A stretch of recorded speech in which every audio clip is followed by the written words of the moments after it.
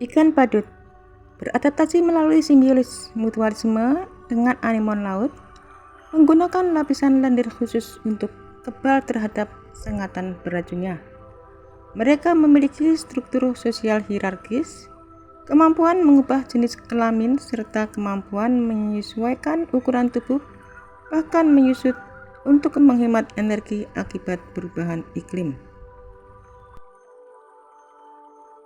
Ikan badut memiliki lapisan lendir tebal yang membuat mereka kebal terhadap sel penyengat anemon laut.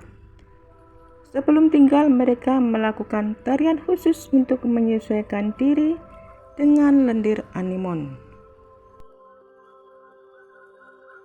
Ikan badut hidup di dalam tentakel anemon untuk perlindungan dari predator, sementara mereka memberi makan anemon, membersihkannya dari parasit, dan memberi nutrisi melalui kotorannya. Ikan badut lahir sebagai jantan dan dapat berubah menjadi betina. Jika betina dominan mati, jantan terbesar akan mengambil alih peran sebagai betina. Ikan badut sangat teritorial dan agresif terhadap ikan lain yang mencoba mendekati anemon inang mereka.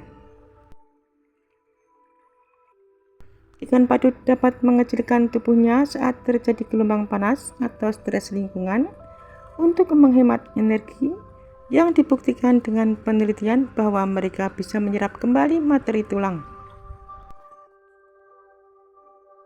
Sirip ekor mereka yang lebar memungkinkan mereka berenang dengan lincah dan berbelok tajam di antara tentakel anemon, meskipun bukan berenang cepat.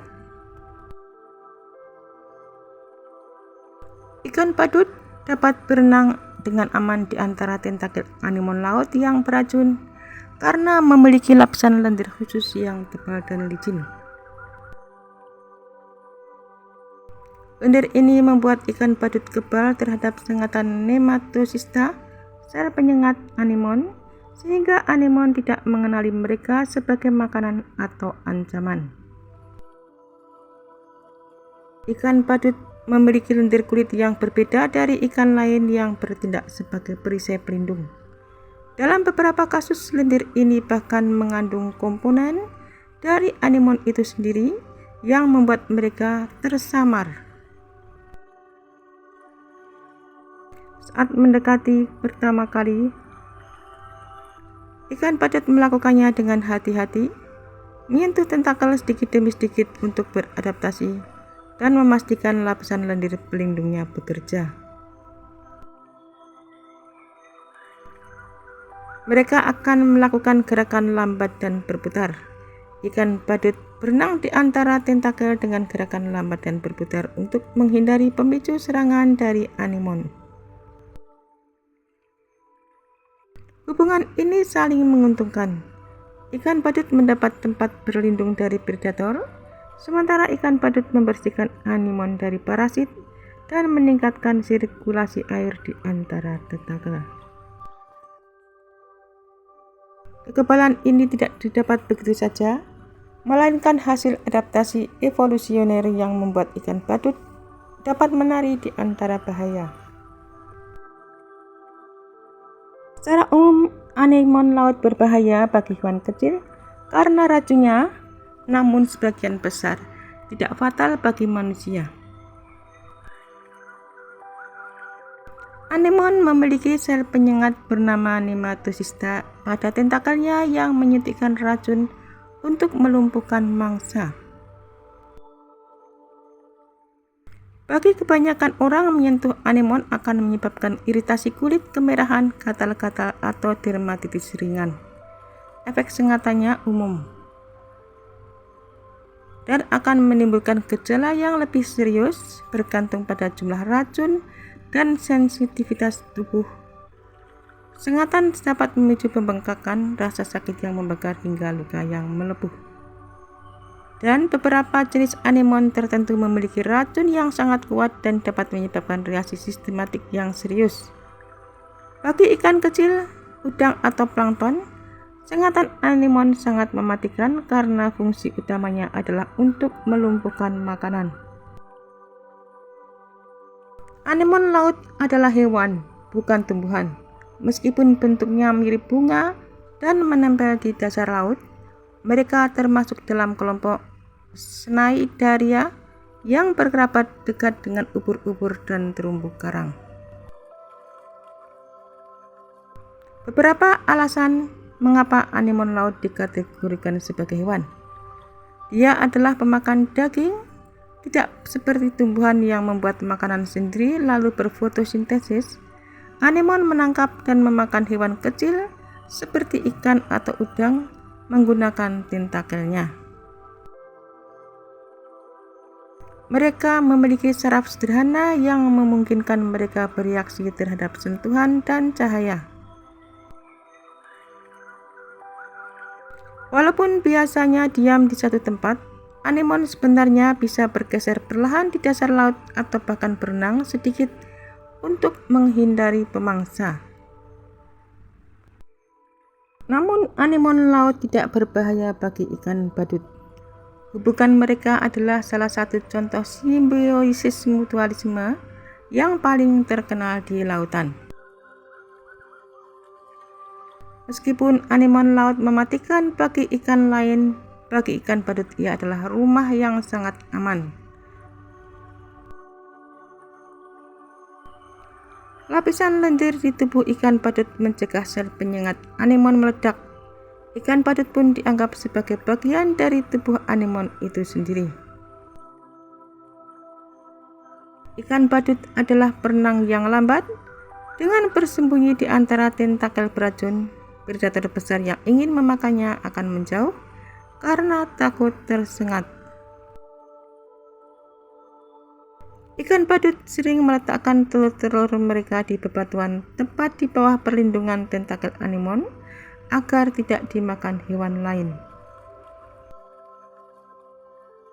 Sebagai imbalannya, ikan badut membantu anemon dengan cara mengusir ikan pemakan anemon seperti ikan gepe-gepe dan memberikan nutrisi melalui sisa kotorannya. Anemon laut memiliki peran krusial sebagai penjaga keseimbangan di ekosistem terumbu karang. Peran paling ikonik adalah sebagai rumah bagi ikan badut, dan selain itu anemon juga menjadi tempat berlindung bagi berbagai jenis udang, kepiting kecil dan ikan muda lainnya dari kejaran predator. Sebagai karnivora, anemon membantu mengontrol populasi plankton, krustacea kecil dan ikan-ikan kecil di sekitarnya dengan cara menangkap mereka menggunakan tentakel beracun. Sisa makanan dan kotoran dari anemon memberikan nutrisi penting bagi organisme di dasar laut. Sebaliknya, anemon juga menyerap nutrisi dari limbah ikan badut yang hidup bersamanya. Anemon sangat sensitif terhadap perubahan suhu dan pencemaran air. Jika anemon di suatu area mulai memucat atau mati, itu adalah tanda bahwa ekosistem laut tersebut sedang dalam kondisi tidak sehat. Anemon laut dapat ditemukan di hampir seluruh samudera di dunia, mulai dari perairan tropis yang hangat hingga perairan kutub yang sangat dingin. Mereka sangat fleksibel dan mendiami berbagai jenis kedalaman serta kondisi dasar laut. Terumbu karang merupakan habitat yang paling umum, terutama di perairan dangkal yang jernih dan hangat. Beberapa spesies anemon hidup di kolam-kolam air yang tertinggal saat air laut surut, seringkali menempel erat pada bebatuan yang terpapar udara.